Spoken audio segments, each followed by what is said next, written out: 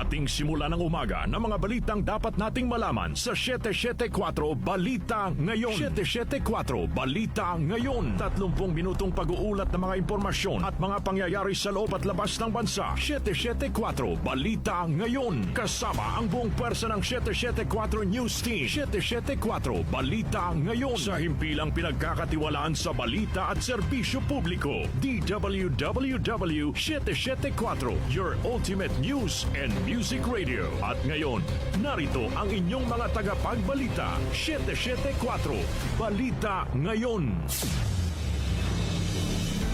774 Balita Ngayon.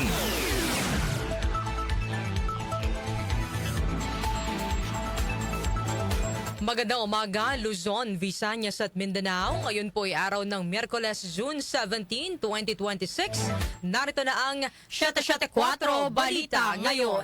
774 Balita Ngayon. At sa ating pong mga headlines. Mga bagong testigo na kasama ng mga Maleta Boys naglatag ng mga bagong aligasyon. Ilang personalidad kabilang na sina COMELEC Chairman George Garcia at Senator Chis Escudero idinawit rin sa umano'y nakatanggap ng mali-maletang pera. Pangulong Ferdinand Marcos Jr. iginiit na seryoso ang kanyang administrasyon sa paglaban sa korupsyon sa bansa. Siyam na senador sa pangunguna ni Senador Alan Peter Cayetano naghain ng petisyon sa Korte Suprema na humihiling na ipawalang bisa ang naganap na sesyon noong June 3. Sandigan Bayan 2nd Division pinatawa ng 90-day preventive suspension si Senator Jinggoy Estrada. Senator Mark Villar pinabulaanan ng aligasyong hinarang niya ang implementasyon ng LRT-1 Extension Project sa Cavite. Harvest season hindi maapektuhan na nakaambang strong El Nino ayon sa grupong Sinag. Metro News, sa dating traffic enforcer arestado matapos na manghingi ng pera sa isang biktima na umano'y lumabag sa batas trapiko. Science and Technology News, isang application na kayang i-monitor ng real-time ang panahon sa bansa, inilunsad ng Pag-asa. National News, sa sinaunang ruta mula Taiwan patungong Batanes, muling binuhay ng isang grupo ng mga katutubong Taiwanese. Para naman sa ating music trivia, kaarawan ngayon ng singer-songwriter na nagpasikat ng mga kantang Copacabana, Mandy at Can't Smile Without You. Sino siya, alamin? Balitang kakaiba, isang bahay sa Arkansas, inukupan ng mga ahas. Oras po natin na 6:41 ng umaga. Kami po ang iyong tagapagbalita, Darlene Olanyo. At Rose May Miranda. Narito naman ang detalye ng mga balita. 774 Balita Ngayon. Idinawit na rin ng mga bagong testigo na kabilang sa tinaguriang Maleta Boys o ang dating 18 Marines, si COMELEC Chairman George Erwin Garcia sa kontrobersiya sa pamahagi ng mali-maletang pera. Ito ang ibinunyag ng bagong testigo na iniharap ni na Attorney Levito Baligod at dating anak kalusugan Party List Congressman Mike Defensor sa isinagawang press briefing sa Mandaluyong City kahapon. Kinilala ang testigo na si Jeron Valderrama, dating miyembro ng Philippine Marine Corps at umano'y dating bodyguard ni dating Congressman Zaldico. Nasaksihan umano niya ang pag-abot ng humigit kumulang 10 million pesos sa isang hand carry bag kay Chairman Garcia. Maliban kay Garcia ay nag-deliver din umano sila ng mali-maletang pera kay Senador Chis Escudero sa bahay mismo nito. Ipinakita rin ng isang larawan ng mga empleyado ng Misibis Aviation and Development Corporation na iniuugnay kay Ko, kung saan makikitang kasama nila si Senador Kiko Pangilinan, asawa nito na si Sharon Cuneta at kanilang mga anak. Samantala, lumutang din ang aligasyon laban kay dating PNP Chief General Nicolas Torre III na umano'y kumausap sa ilang testigo at nag-alok ng pera, cellphone na trabaho kapalit ng affidavit na pasisinungalingan ang naunang testimonya ni Erly Gutesa. Dawit din sa mga bagong aligasyon ang mga broadcast journalist na sina Mon Tulfo at Arnold Clavio sa mga nadelibiran umano ng pera ng mga Maleta Boys. 774 Balita Ngayon. Nanindigan si Pangulong Ferdinand Marcos Jr. na seryoso ang kanyang administrasyon sa paglaban sa korupsyon sa bansa.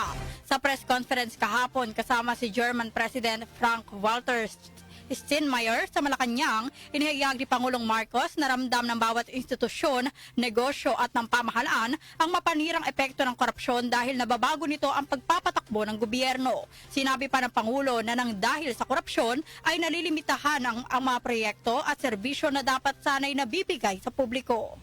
The fight against corruption in the Philippines. Oh, as serious as it can get. Every government, not every government, every entity, every business entity, every government feels the corrosive influence of corruption as this completely changes the way government can work. And it limits governments to such an extent that many of the things that are, never mind that are wished for, but that are necessary for as services to the people, are not, our government is unable to deliver. And that's how important that is. That's how important the effects of corruption are. Bunsod nito, sinabi ng Pangulo na sa kanyang inilunsad na anti-corruption drive ay kailangang mahanap at mapanagot ang masangkot sa korupsyon. Binigyan din ng Pangulo na dapat maibalik sa mga Pilipino ang ninakaw na pondo. And that's why in this anti-corruption drive that we have, that I have started, there was no way to do it easily or painlessly. We had to turn everything on its head and to make very, very clear that these abusive practices that we had to suffer from before will no longer be allowed. We have to find those who are found to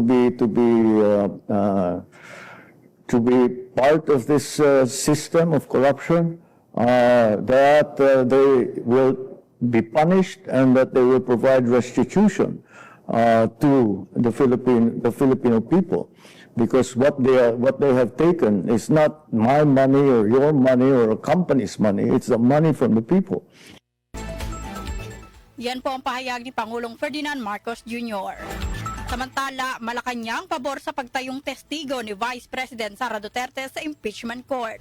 Ulat mula kay Chanel Salazar. Naniniwala ang Malacanang na tama lamang na si Vice President Sara Duterte mismo ang tumayong testigo sa kanyang impeachment trial upang may pagtanggol ang sarili. Ayon kay Palace Press Officer Claire Castro, si VP Sara ang pinakamainam na makapagpapaliwanag sa mga alegasyong binabato laban sa kanya at makatutulong upang malinis ang kanyang pangalan. Pahayag ito ng palasyo kasunod ng sinabi ng kampo ni VP Sara na posible siyang personal na humarap bilang testigo sa impeachment court. Samantala, kumpiyansa ang Malacanang na matutuloy ang impeachment trial dahil marami pa ring senador ang aktibong dumadalo sa mga sesyon. Umaasa rin si Castro na lahat ng senador ay dadalo sa special session na ipinatawag ni Pangulong Ferdinand Marcos Jr. Ako si Chanel Salazar ng DWWW 774, your ultimate music radio. Maraming salamat, Chanel Salazar. 774 Balita Ngayon.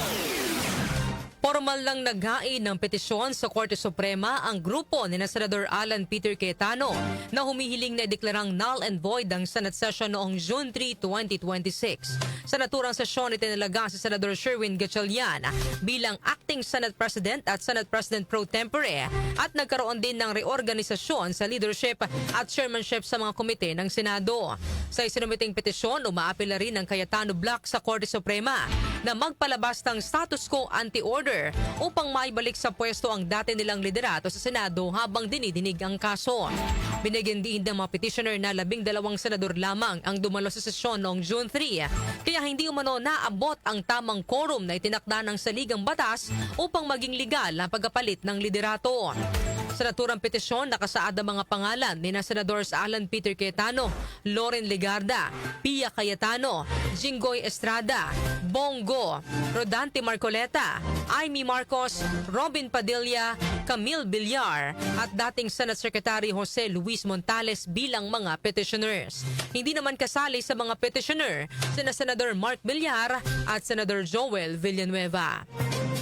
Samantala, Acting Senate President Sherwin Gatchalian umaapila sa lahat ng senador na dumalo sa special session na gaganapin ngayong araw.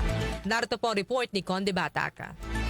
Nanawagan si Acting Senate President Win Gatchalian sa lahat ng mga senador na dumalo sa special session na gaganapin ngayong alas 9 ng umaga.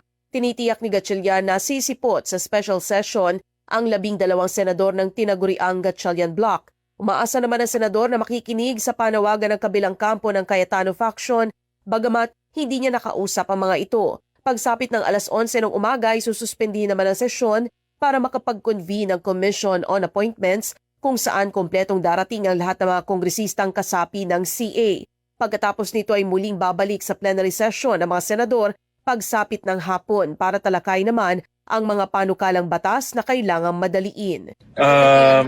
We'll start at 9 and then in-estimate namin matapos mga around 4 or 5 p.m. Sir, saan papasok yung CA doon? Ba yung Cayetano Black na mag-attend ng special? Well, nag-issue ako ng statement encouraging all senators regarding kung majority minority ka to attend. These are very important matters, lalo na yung sa CA. In fact, yung sa CA, lumampas na nga sa doon sa time na dapat ibigay natin sa mga generals. But importante kasi ito, no? Hindi sila mapropromote at makaka-apekto to sa kanilang mga gagawin later on. Kabilang sa inaasahang aprobahan ngayon ng resolusyon para sa dagdag na tulong sa mga biktima ng lindol sa Mindanao. Gayon din ang National Center for Geriatric Health o ospital para sa mga nakatatanda, pagsasabatas ng Assistance to Individuals in Crisis o AICS, pagpapalawak ng GATSPE o Government Assistance to Students and Teachers in Private Education at panukala para sa Filipino citizenship ng 2 atleta. Matatandaang naunang kinumpirma ni Senator Joel Villanueva ang pagdalo sa special session para gampanan ang tungkulin at mandato bilang isang senador. Conde Batac ng DWWW 774, your ultimate music radio. Maraming salamat, Conde Batac. 774 Balita Ngayon. Pinatawan naman ng preventive suspension ng Sandigan Bayan 2nd Division si Senator Jinggoy Estrada. Sa suspension order sa ilalim ng resolusyon na may petsang June 16, 2026, inihayag ng Anti-Graft Court na tatagal ng 70 araw ang suspensyon ng senador. Nagugat ito sa nakapending na kasong graft ni Estrada dahil sa pagkakasangkot sa flood control scandal. Suspendido si Estrada sa tungkulin nito bilang isang senador at sa anumang trabaho na may kinalaman sa pampublikong opisina ng gobyerno. Maliban sa kasong graft, naharap din ng senador sa kasong plunder at iba pang graft cases sa Sandigan Bayan 5th Division na may kaugnayan pa rin sa maanumalyang flood control project sa pamahalaan. Sa iba pang balita, mga testigo ng House Prosecution Panel sa impeachment trial umakyat na sa 57. Report ihahatid ni Grace Mariano.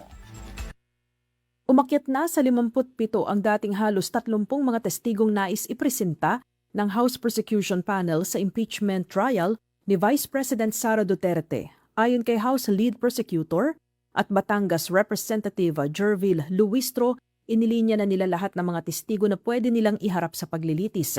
Paliwanag ni Luistro, ito ay bahagi ng pagiging maingat at sigurista nila sa harap ng panuntunan na ang mga testigo at exhibits na hindi mamamarkahan sa pre-trial conference ay hindi maaaring ipresenta sa trial proper. Nilinaw naman ni Luistro na kanilang isasapinal pa kung ang lahat ng 57 mga testigo ay aktual na ipipresenta sa witness stand sa paglilitis na magsisimula sa July 6. Binanggit ni Luistro na sa 4 na articles of impeachment ang may pinakamaraming testigo ay ang alegasyon na maling paggamit ni VP Sara ng confidential funds dahil sa dami ng supporting documents na pagtitibayin ng kanilang mga testigo. Ito si Grace Mariano para sa DWWW 774, your ultimate music radio. Maraming salamat, Grace Mariano. 774 Balita Ngayon. Pinabulaan na naman ni Senador Mark Villar ang alegasyong hinarang niya ang implementasyon ng LRT-1 Extension Project sa Cavite. Sa isang pahayag, sinabi ni Villar na kailanman ay hindi niya ginamit ang kanyang posisyon para sa pansariling interes. Inihayag pa ni Villar na bukas siya sa anumang lehitimong investigasyon kaugnay nito. Matatanda ang sinabi ni Ombudsman Jesus Crispin Remulla na kanilang iimbestigahan ang mga alegasyon na nakialam umano sina Senador Mark Villar at Senador Camille Villar sa implementasyon ng LRT-1 Extension Project. Ayon kay Remulla, iniimbisigahan na ang alegasyon na umano'y nakaapekto ang dalawang senador sa pagkaantala ng konstruksyon ng Niog Station sa Bacoor, Cavite na target matapos sa 2027. Inihayag din ni Remulla na sinisilip din ang alegasyon na may panukala umanong baguhin ang ruta ng railway para dumaan sa C5 Road sa Las Piñas kung saan may mga ari-arian umano ang pamilya Villar. Samantala, mga naapektuhan ng lindol sa Sarangani nahatira ng pagkain at tubig. Angel Garcia sa detalye. Huling nagpadala ng relief goods ang mga tauhan ng Naval Forces Eastern Mindanao sa pamamagitan ng BRP Tausug bilang bahagi ng patuloy na humanitarian assistance and disaster response operation para sa mga lugar na naapektuhan ng lindol sa ilang bahagi ng Mindanao.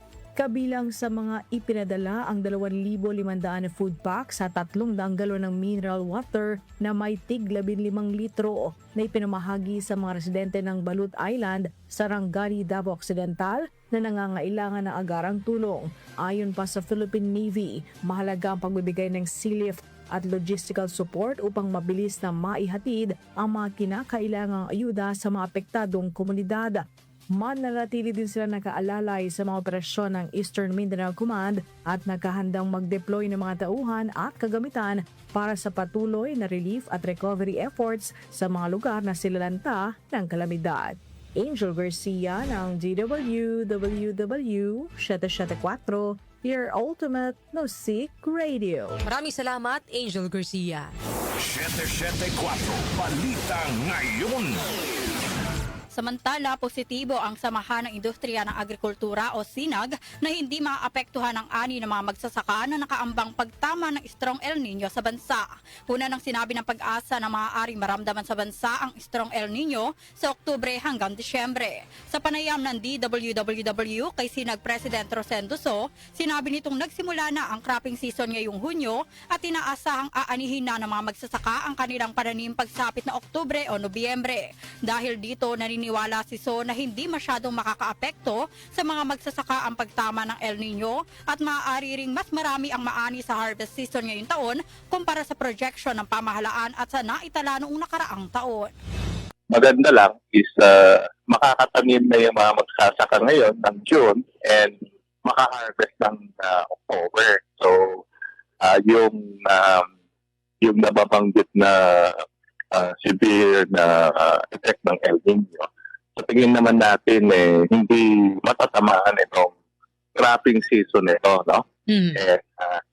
Ang siguro yung last part lang ang nakikita natin may problema, pero yung itong cropping season, we think na itong harvest nito is hindi apektado and we are projecting na mas malakas itong harvest season itong taon nito, hopefully than last year.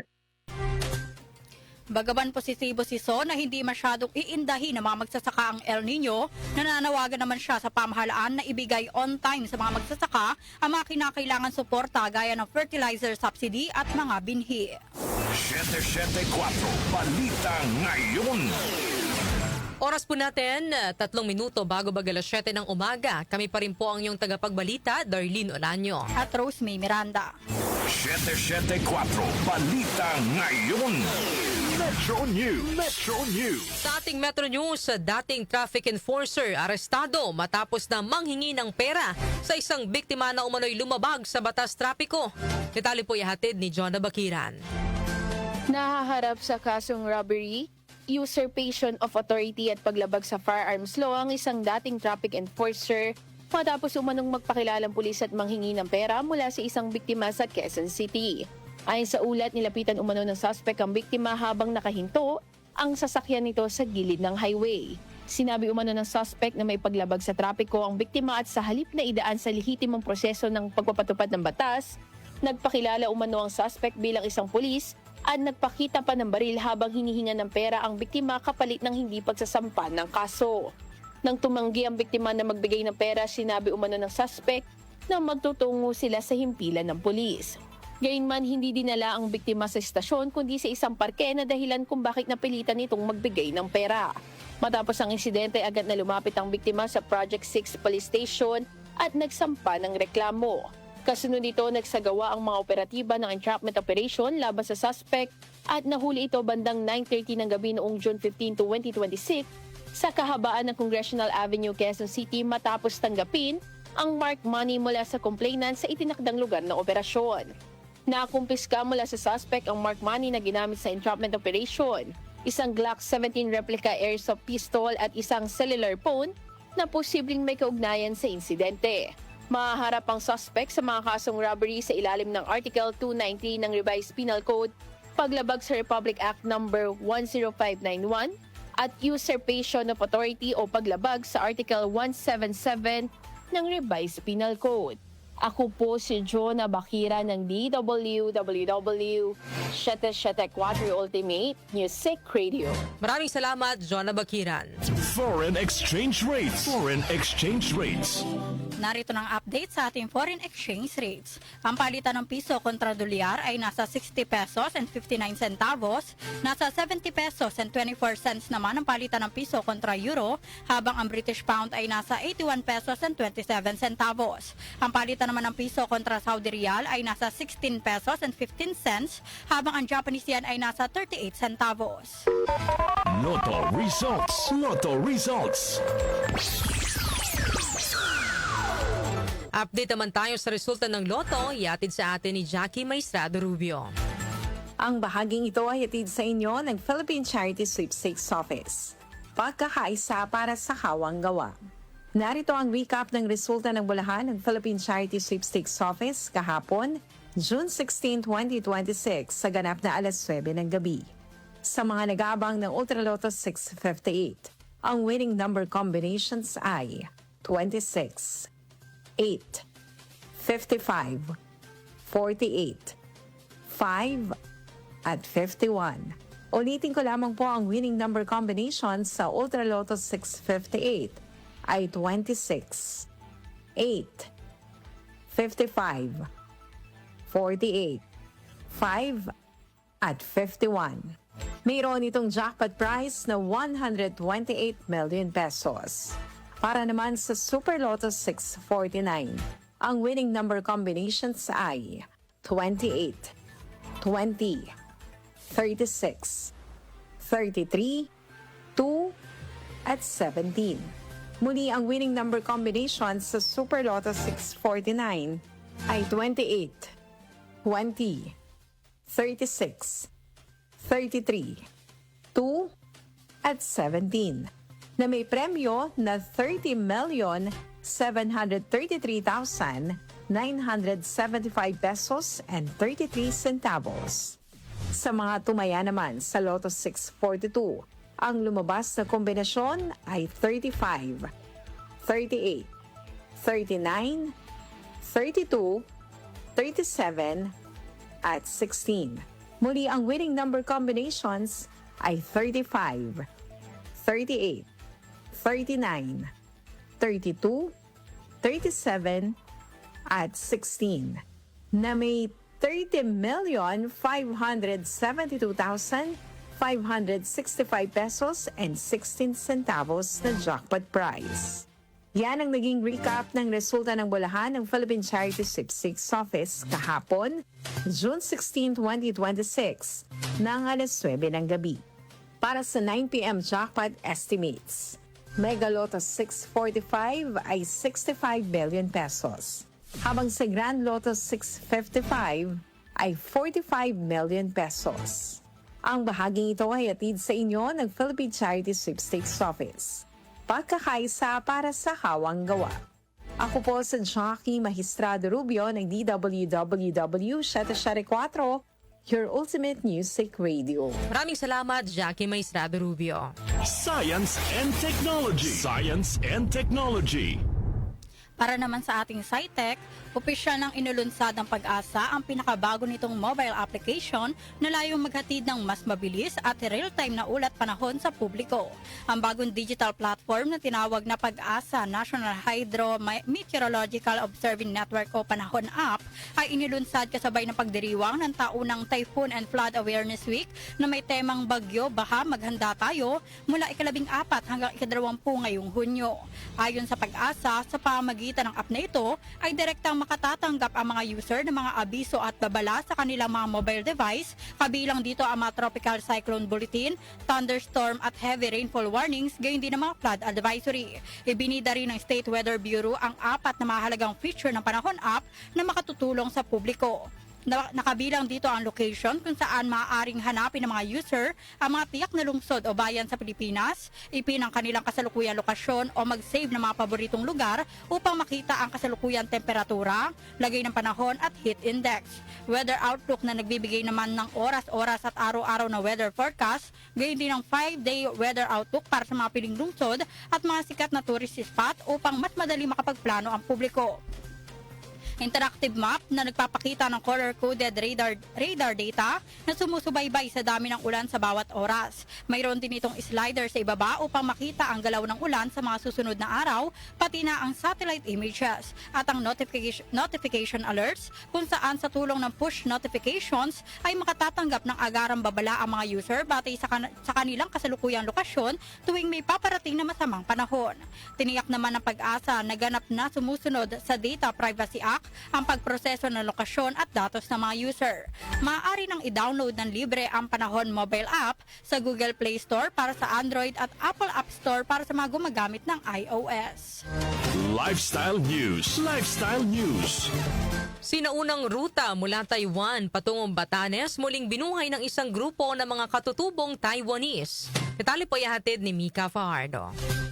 Muling binuhay ng isang grupo ng mga katutubong tao mula sa Orchid Island ng Taiwan ang isang makasaysayang koneksyon ng Pilipinas matapos silang maglayag noong Lunes sakay ng isang hand-built wooden canoe upang tahakin ang Bashi Channel, isang paglalayag na sumisimbolo sa pagpapanumbalik na matagal nang mawalang ugnayang pangkultura sa pagitan ng kanilang komunidad at ng mga katutubong naninirahan sa Batanes. Matagumpay silang nakarating sa Mahatao Shelter Port sa Mahatao, Batanes, kung saan sila ay sinalubong bilang bahagi ng makasaysayang muling pagkakaugnay ng dalawang komunidad. Kilala ang mga tao bilang isa sa mga katutubong pangkat sa Taiwan na may malalim na kaugnayan sa mga mamamayan ng Batanes sa hilagang bahagi ng Luzon. At sa pamamagitan ng paglalayag na ito ay muling pinagtitibay nila ang mga tradisyon, kasaysayan at pagkakakilanlang nagbubuklod sa dalawang komunidad sa loob ng maraming henerasyon bago pa man maputol ang kanilang regular na pakikipag-ugnayan sa dagat.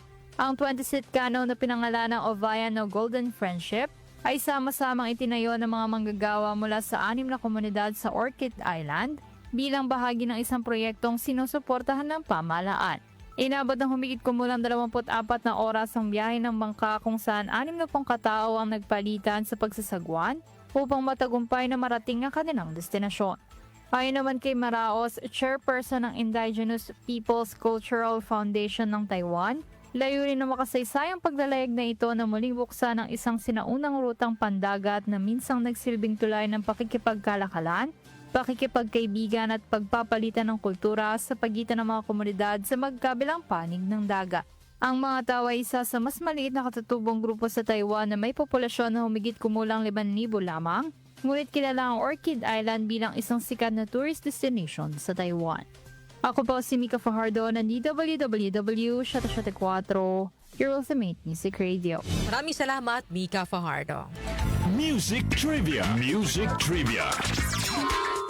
Kaarawan ngayon ang singer-songwriter na nagpasikat ng mga kantang Copacabana, Mandy at Can't Smile Without. Sino siya? Alamin natin sa Music Trivia ni Kenny Acosta. Blessed Wednesday morning! Narito na ang hatid ko sa inyong Music Trivia.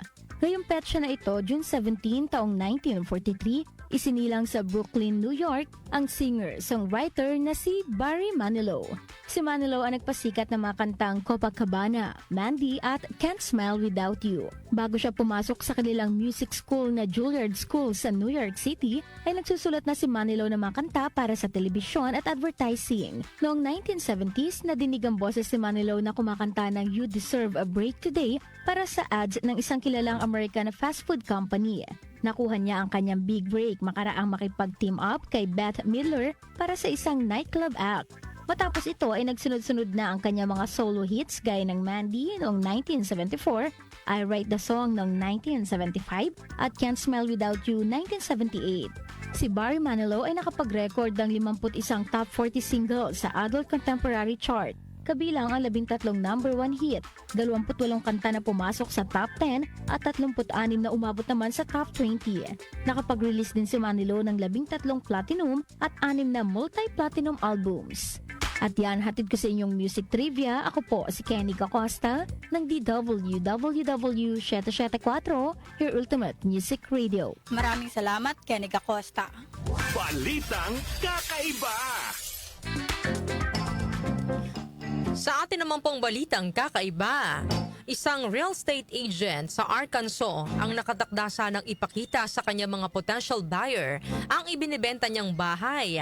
Ngunit nang dumating siya sa mismong bahay, nakita niya na okupado na ito, pero hindi ng mga tao kundi ng mga ahas. Ayon kay Christopher White ng Century 21, noong una hindi niya napansin agad ang mga ahas. Bumaba siya ng kanyang sasakyan at tinikot ang buong bahay, ngunit nang pabalik na siya sa kanyang sasakyan ay napatingin siya sa balkonahe ng bahay at doon niya nakita ang mga ahas. Nakuna niya ng video ang mga ahas na nakapwesto sa may pintuan, nakasabit sa ilalim ng bubong at nagtatago pa sa isang lumang electrical panel. Doon na siya nagpasya na kanselahin na muna ang pagpunta sana ng kanyang mga kliyente para makita ang bahay. Tinukoy ang mga ahas bilang non-venomous o hindi makamandag na black rat snake. Bagamat nakakatakot tingnan dahil sa dami nila, mahalaga naman ang mga ito sa mga magsasaka dahil tumutulong silang kontrolin ang populasyon ng mga peste gaya ng daga at iba pang maliliit na hayop. Yan po ang ating balitang kakaiba ngayong araw po ng Miyerkules. Bago tayo magtapos sa ating balitaan, ito po muna ang ating question of the day. Ang ating pong katanungan para sa ating programang Opinion Mo, Opinion Ko. Ramdam ba ninyo ang sinasabing seriousness ng Marcos Jr. administration sa paglaban sa katiwalian? At anong masasabi ninyo sa mga bagong nadamay sa issue ng flood control project?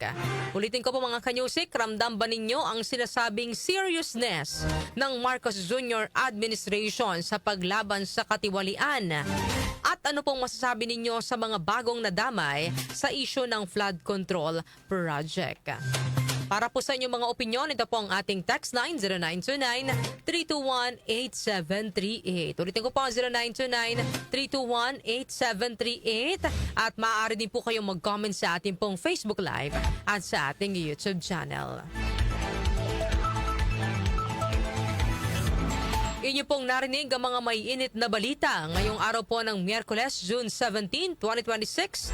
Kami po ang iyong tagapagbalita, Darlene Olanyo. At Rose May Miranda. Napasa inyo ang 774 Balita Ngayon. 774 Balita Ngayon.